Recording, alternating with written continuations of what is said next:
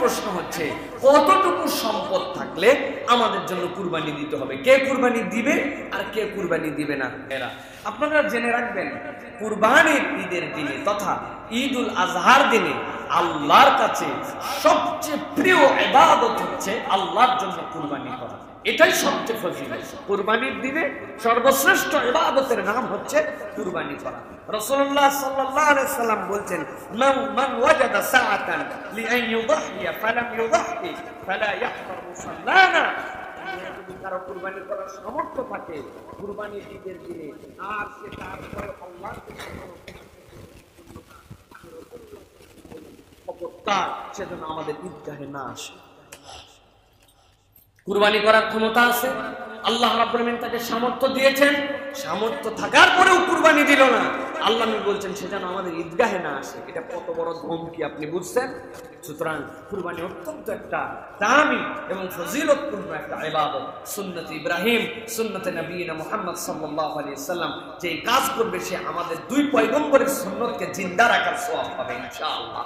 এখন প্রশ্ন হচ্ছে, কতটুকু সম্পদ থাকলে আমাদের জন্য কুরবানি দিতে হবে? কে কুরবানি দিবে আর কে কুরবানি দিবে না? এক্ষেত্রে কুরবানি যে আমাদের জন্য ওয়াজিব হয়, কেউ কেউ বলেছেন এটা ওয়াজিব, কেউ বলেছেন সুন্নতে মুআক্কাদা। বেশিরভাগ ফুকাহায়ে কেরামের মধ্যে সুন্নতে মুআক্কাদা এখানে মুখাতেব এখানে হচ্ছে ওয়াজিব। আমাদের জন্য কুরবানি করাটা ওয়াজিব। কার জন্য? মুসলিম যদি হয়, বালেগ যদি হয়, সম্পদশালী যদি হয়, তার সজ্ঞান যদি হয়। এখন সজ্ঞান তো হয়, বালেগ তো হয়, মুসলিম তো হয়, সম্পদশালীর সংজ্ঞাটা কোন পরিমাণ সম্পদ থাকলে একজন মানুষের জন্য কুরবানি করা হবে? এক্ষেত্রে ফুকাহায়ে কেরামের মতামত হচ্ছে, কোন ব্যক্তি যদি কুরবানির যে 3 দিন, এই 3 দিনের মধ্যে সাহেবে নেসাব হয়ে যায়। সাহেবে নেসাব মানে 1 বছর যেই সম্পদ থাকার পরে আপনার জন্য যাকাত ওয়াজিব হয়, যাকাত ওয়াজিবের জন্য সময় যেরকম 1 বছর সম্পদের পরিমাণ আছে, ওই পরিমাণ সম্পদ থেকে 3 দিনের মধ্যেও তাহলেই তার প্রতি কুরবানি ওয়াজিব হবে। পরিমাণটা কি?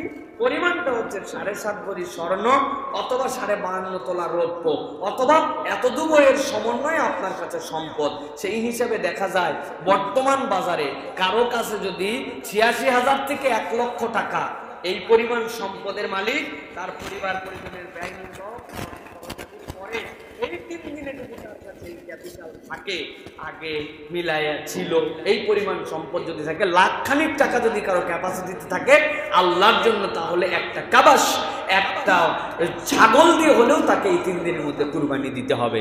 প্রিয় ভাইয়েরা, এক্ষেত্রে আমরা কিন্তু অনেকেই অনেক অসতর্ক।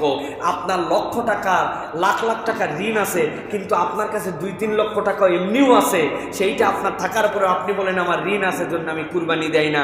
অনেক আমাদের মা বোনেরা আছেন, যে মা বোনেদের কাছে লাখ লাখ টাকার সম্পদ আছে, তাদের 10, 15, 20 ভরি সোনা আছে, উনি চিন্তা করছেন আমার উপর আবার কুরবানি ফরজ হয় নাকি? কুরবানি কেন ছেলেদের উপর ফরজ হয়? না, কুরবানি ছেলেদের উপরে ফরজ হয়, মেয়েদের উপরে ফরজ হয়। আপনি যদি এই কুরবানির 3 দিনে এই পরিমাণ সাহেবের নিসাব সম্পদের মালিক হন, আপনাকে আল্লাহর জন্য একটা কুরবানি আদায় করে দেওয়া সুন্নাতে মুআক্কাদা, এটা আপনার জন্য দায়িত্ব। প্রিয় ভাইরা, রাসূলুল্লাহ সাল্লাল্লাহু আলাইহি ওয়াসাল্লামের সুন্নাহ ছিল নবী করিম সাল্লাল্লাহু আলাইহি ওয়াসাল্লাম পরিবারের পক্ষ থেকে কুরবানি আদায় করে দিতেন। সুতরাং আপনি আমি এই প্রত্যেক পরিবার থেকে একটা কুরবানি করা, এই সম্পদ থাকলে আমাদের জন্য একটা দায়িত্ব। আর এটা করলে কি হবে? আপনি যদি মনে করেন আপনি কোনো বিপদ আপদে আছেন, আপনার ঝুট ঝামেলা দূর হচ্ছে না, আল্লাহ রাব্বুল আলামিন কোরআনুল কারীমের মধ্যে বলেছেন এভাবেই আল্লাহ নাজিজিল মুহসিনিন, মুহসিনদেরকে পরিত্রাণ দিয়ে দেন। সুতরাং কুরবানি করা আপনার বিপদ দূর করার একটা আল্লাহর কাছে মাধ্যম। সুবহানাল্লাহ বিহামদি। একটা পশুর মধ্যে 60টা গরু, মহিষ, উট জায়েজ আছে, যারা আপনারা মন চাই এটা করতে পারবেন।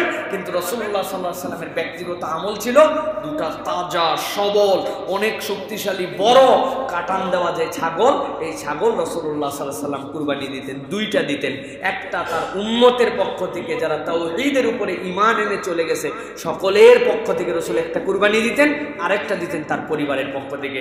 সুতরাং গরু, উট, মহিষ এইগুলা কুরবানি দেওয়া জায়েজ।